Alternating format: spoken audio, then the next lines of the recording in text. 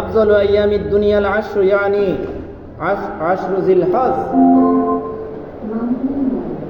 আল্লাহ নবী সাল্লাল্লাহু আলাইহি সাল্লাম ঘোষণা করেন যে বছরের মধ্যে 365 দিন, তার মধ্যে সবচেয়ে গুরুত্বপূর্ণ 10টা দিন হচ্ছে জিলহজ মাসের প্রথম 10 দিন, অর্থাৎ আগামীকাল থেকে শুরু করে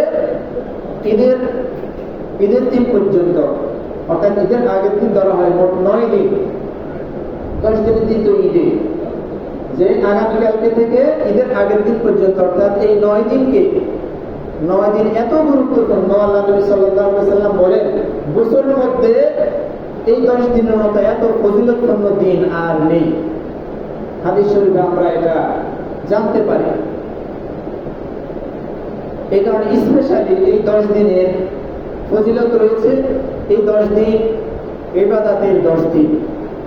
এই 10 দিনটা হাজী সাহেবেরা আল্লাহ তাআলার কাছে বিভিন্ন ধরনের তাদের মনে যত দোয়া রয়েছে তারা কোরবানি করবে, অর্থাৎ তারা সম্পূর্ণ ইবাদতের মাধ্যমে মক্কা মদিনাতে 10টা দিন তারা অবস্থান করবে। কিন্তু অন্যান্য মুসলিমরা কি করবে? হাজী সাহেবরা ছাড়া অন্যান্য সকল মুসলিমদের উপর এই 10টা দিন ইবাদতের দিন হিসাবে গণ্য। এবং এই 10 দিন আল্লাহ নবী সাল্লাল্লাহু আলাইহি সাল্লাম রোজা রাখতেন, মানে 9 দিন, ঈদের আগের দিন পর্যন্ত আল্লাহ নবী এই 9 দিন টানা রোজা রাখতেন।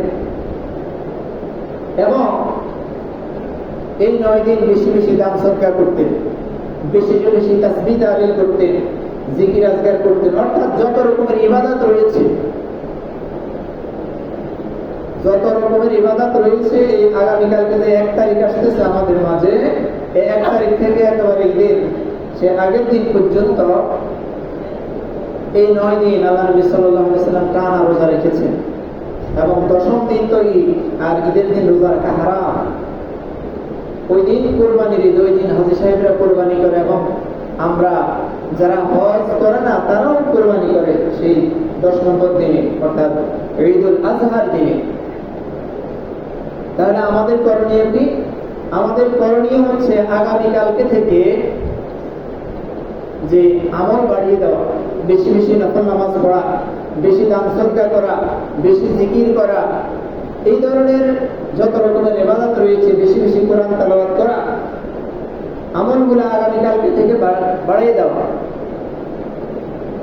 কেননা স্পেশাল 10টা দিন, যে 10টা দিনের কথা আল্লাহ নবী বলেছেন যে পৃথিবীতে আকাশের নিচে জমিনের উপরে এর চেয়ে ফজিলতপূর্ণ 10টা দিন আর হতে পারে না।